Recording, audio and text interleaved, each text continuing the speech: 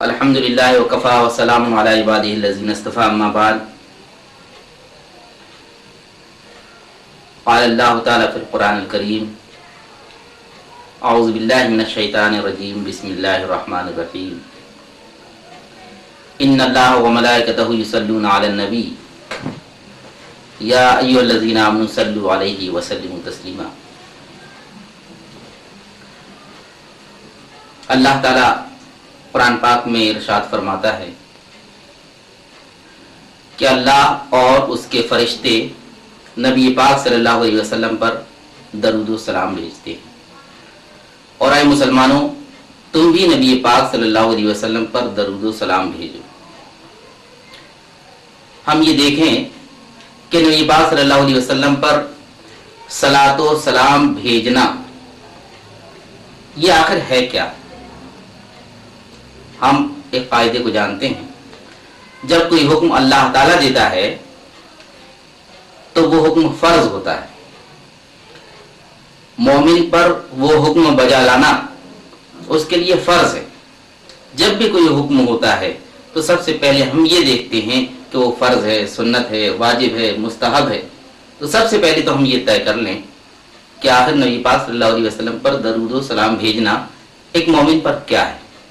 تو ہم دیکھتے ہیں کہ وہ فرض ہے، کہ اللہ کا حکم ہے، اور اس تاکید کے ساتھ ہے کہ نبی پاک صلی اللہ علیہ وسلم پر اللہ تعالیٰ کہتا ہے کہ اللہ بھی درود بھیجتا ہے اور اس کے فرشتے بھی بھیجتے ہیں، اور اے مسلمانوں تم بھی نبی پاک صلی اللہ علیہ وسلم پر درود و سلام بھیجو۔ یعنی یہ کام کسی کی مرضی پر منحصر نہیں، مستحبات میں سے نہیں ہے کہ اگر اس نے درود و سلام بھیجا تو اس کو ثواب، اور نہیں بھیجا تو کوئی بات نہیں، یہ اس پر منحصر نہیں۔ یہ ضروری اور لازمی ہے ہر مومن پر کہ وہ نبی پاک صلی اللہ علیہ وسلم پر درود و سلام بھیجے۔ یہ درود و سلام ہے کیا؟ دوسرا یہ نقطہ، یہ دراصل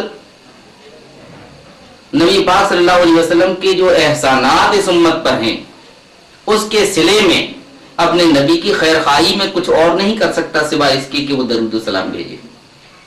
ہم مال و اسباب نہیں دے سکتے، اور دنیا کی کوئی اور چیز نہیں دے سکتے۔ وہ لوگ جو اس دنیا میں اب نہیں رہے، ہم کسی نہ کسی طریقے سے ان کے حق میں دعائیں کر سکتے ہیں، اور اس دعاؤں میں سب سے زیادہ مستحق اگر کوئی ہے تو وہی نبی ہے جس کا ہم کلمہ پڑھتے ہیں، جس کی بدولت ہم دوزخ کے راستے سے جنت کے راستے میں لے گئے۔ اللہ تعالیٰ نے جس نبی کی بدولت ہمیں حق کا راستہ دیا، جس نبی کی بدولت دنیا کی جہالتوں سے چھٹکارا دیا، ہم جو دوزخ کے راستے پر چل رہے تھے، ہم اور ہمارے آباء و اجداد اور ہماری آنے والی نسلیں، ان سب کو اگر نجات اگر کسی کو ملی ہے تو وہ نبی پاک صلی اللہ علیہ وسلم کے ذریعے، یا وہ امتی جو کسی بھی نبی کی امت میں رہے ان پر بھی یہ لازمی اور ضروری تھا کہ وہ اپنے نبیوں کے حق میں دعا کرتے۔ ایک مومن اپنے لیے کیا دعا کر سکتا ہے؟ دنیا کے لیے بھی اور آخرت کے لیے بھی۔ لیکن جو لوگ اس دنیا میں نہیں ہیں ان کے لیے دنیا کے لیے نہیں بلکہ صرف آخرت کے لیے دعائیں ہوتی ہیں۔ اسی لیے جب ہم نماز پڑھتے ہیں تو نماز میں بھی ہم اپنے لیے بھی دعا کرتے ہیں، اپنے والدین کے لیے بھی کرتے ہیں، اور ان تمام مسلمین کے لیے کرتے ہیں جو اس دنیا میں ہیں اور جو نہیں ہیں، ان تمام کو ہم اپنی دعاؤں میں شامل رکھتے ہیں۔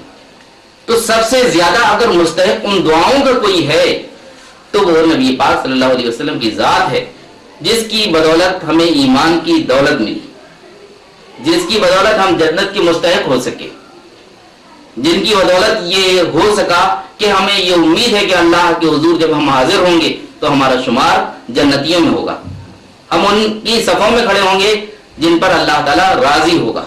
یہ سب کس کی بدولت ہوا؟ نبی پاک صلی اللہ علیہ وسلم کی بدولت۔ اگر اس دنیا میں کوئی شخص کسی فقیر کو ایک پیسہ بھی دیتا ہے، 1 روپیہ بھی دیتا ہے، تو اس کے صلے میں یہ امید رکھتا ہے کہ وہ ہمارے حق میں دعا کرے، اور یہی اس کا ایک بدل رہتا ہے۔ تو نبی پاک صلی اللہ علیہ وسلم نے تو ہماری زندگی کا رخ بدل دیا۔ یہ دنیا کی زندگی تو چند روزہ زندگی تھی جو کسی بھی حساب سے اس دنیا میں کٹ سکتی ہے, گزر سکتی ہے, لیکن اس کے بعد جو آنے والی زندگی ہے, جو کروڑوں سال کی زندگی ہے, کبھی نہ ختم ہونے والی زندگی ہے, اس زندگی کو اگر کسی نے سنوارا ہے تو وہ نبی پاک صلی اللہ علیہ وسلم نے. آپ فرماتے ہیں کہ مجھے ایک انسان کے بارے میں یوں فکر ہے کہ میں اس کی کمر پکڑ کے اس کو دوزخ کے راستے سے بچا لوں اور جنت کے راستے میں اس کو داخل کراؤں. تو جس نبی نے ہمارے اوپر اتنے احسانات کیے ہوں, کیا ہمارے اوپر لازمی اور ضروری نہیں ہے کہ ہم دعاؤں میں اس کو ہمیشہ شامل رکھیں, ہم اس کے لیے رحمتیں اور برکتوں کی دعائیں کریں؟ جب اذان ہوتی ہے تو اذان کے بعد بھی جو ہم دعا کرتے ہیں, تو اس دعا میں جب ہم اللہ کی نماز کے لیے لبیک کرتے ہیں تو اس کے ساتھ بھی ہم نبی کو یاد رکھتے ہیں, اس میں بھی نبی کو یاد کرتے ہیں اور یہ کہتے ہیں کہ اللہ نبی پاک صلی اللہ علیہ وسلم کو مقام وسیلہ عطا فرما. کیا کہتے ہیں؟ نبی پاک صلی اللہ علیہ وسلم, یہ مقام وسیلہ, یہ وسیلہ ایک جنت کا بہت اہم مقام ہے. تو ہم اللہ تعالیٰ سے یہ دعا کرتے ہیں کہ نبی پاک صلی اللہ علیہ وسلم کو وہ مقام عطا فرما, مقام محمود, مقام وسیلہ. اس سب کے لیے نبی پاک صلی اللہ علیہ وسلم کے لیے ہم دعا کرتے ہیں اور دعاؤں میں آپ کو شامل رکھتے ہیں. تو یہ نبی پاک صلی اللہ علیہ وسلم کا حق ہے کہ ہر مومن آپ کے لیے دعائیں کرے, اور جب نبی پاک صلی اللہ علیہ وسلم کے لیے دعائیں کی جاتی ہیں تو اسی کا نام ہم درود رکھتے ہیں.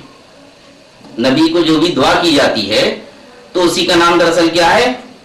اسی کا نام درود ہے.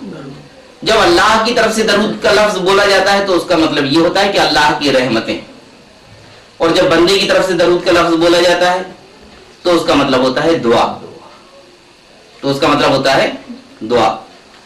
بہت سے لوگ یہ سمجھتے ہیں کہ درود صرف مخصوص ہے نبی پاک صلی اللہ علیہ وسلم کی ذات کے لیے, تو ایسا نہیں. درود کا لفظ عام ہے. امام بخاری رحمۃ اللہ علیہ نے ایک باب بھی قائم کیا ہے اس سلسلے میں, حال یصلی علی غیر نبی صلی اللہ علیہ وسلم, کیا نبی پاک صلی اللہ علیہ وسلم کے علاوہ کسی اور کے لیے بھی درود کا لفظ بولا جا سکتا ہے؟ کیا جائز ہے؟ کیا استعمال کیا جا سکتا ہے؟ تو امام بخاری رحمۃ اللہ علیہ نے باضابطہ یہ باب قائم کیا, حال یصلی علی غیر نبی صلی اللہ علیہ وسلم. ایک جگہ وہ اس میں شروع میں